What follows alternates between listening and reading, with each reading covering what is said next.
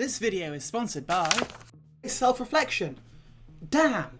It's really helpful for learning about yourself, but it does make videos a pain to create when you have no idea about the nature of how you actually best make things. Anyway, more on that slightly later on in the video. Hi, I'm Iris. Today I'm converting a silver nerf Treelord into, well, I'm not quite sure what it is, but definitely something queer. What it means, I'm not sure. I think you're smart enough to come up to your own conclusions. Let me know what you think down in the comments below. But I'm getting ahead of myself. Let's actually talk about how I made the model. When I started making this model, I didn't have a clue exactly what I wanted to make. I didn't exactly take any notes on it. So I decided that, as I knew I wanted it to be grand, I'd start with the base first. Using a selection of junk I had lying around, I hot glued it all together. A hot glue gun is absolutely incredible for assembling things quickly. Let's see, I had some sort of plastic container for something, and then the hot chocolate thing. Sticking that together gave the general vibe at the base. I knew I wanted the whole thing to be like on some sort of stone plinth, so I utilised milliput and sculpted around the base to make sure it looked how I wanted. I then used a stamp I'd made a while back to give the base a bit more texture. Ta-da! Once the milliput had cured, I covered it in PVA glue, then sprinkled sawdust. Where did I get sawdust from? My time as a furniture maker. Long story, don't have time for that. But anyway, once I covered it all in PVA glue to give the base a nice bit of texture. When it came to actually building up the model, I started by following the instructions as far as I could. I borrowed a bit in here from the various kits to get what I wanted. I knew, for example, I wanted 2 open hands, which, well, I only had kind of 2 hands available. I tried to go as far as possible before I started faffing around with changing the pose and using things like milliput and external resources. To get the model and the pose I wanted, I started by utilising small bits of sprue from the model kit, gluing them into the joints to get the pose how I wanted, then utilising milliput to fill in the gaps and sculpt in some sort of mossy, planty detail. To be honest, I'm working with a very forgiving model when it comes to sculpting details in. I couldn't get away with this loose style if I was working on, say, a dude. Anyway, I got what I was looking for. I don't know what I was on at the time, but I decided that what this model needed more than anything else was a weird, ominous disc, which I was gonna paint later with a very on-the-nose symbol, and a backpack with some mechanical device, which I'm pretty sure plays into some of the metaphor. I did this by utilising more junk, super glue, and copious amounts of milliput to build up the details I was looking for.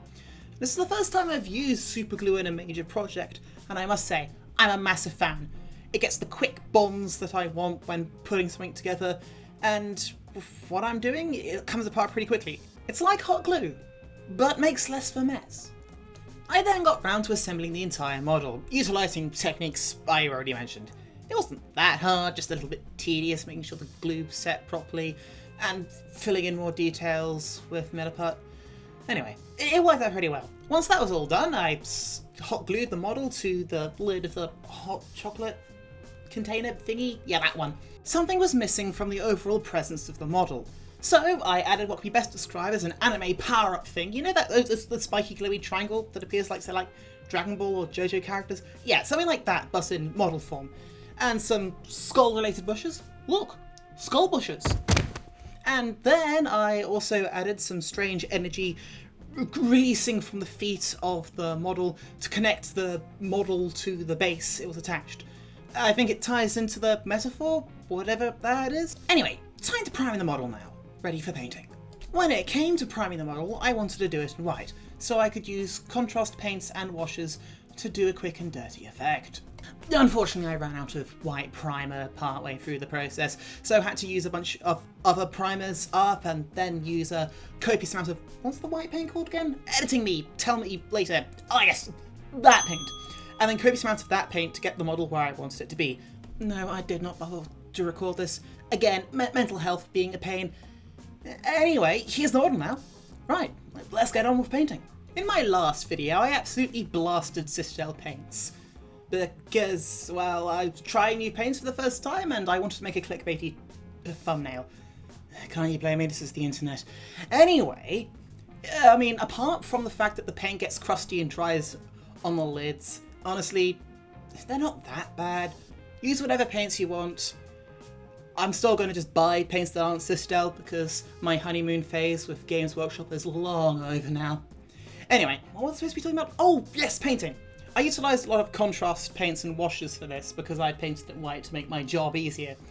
Honestly, I'm pleased with the results. I was rather experimental, but yeah, it worked out pretty well. I was definitely not looking to create any Sistel masterpieces. I'd already spent far too long assembling the model to actually care about a decent paint job, especially because of fun and games of mental health. Alright, yeah, that sponsor segment was right. I would bring it up at some point later. Anyway, look at the time. I managed to get the model done in this general montage. Let's take a look at it. I'm a real fan of this model. I mean, I'm a fan of most of my projects, but this one in particular is one of my biggest and most coherent things I've made. Anyway, I hope you liked it. Hopefully the video will take slightly less long to make. Fingers crossed. Special thank you to Self Reflection for sponsoring this video, and I'll catch you all in the next one. Bye bye.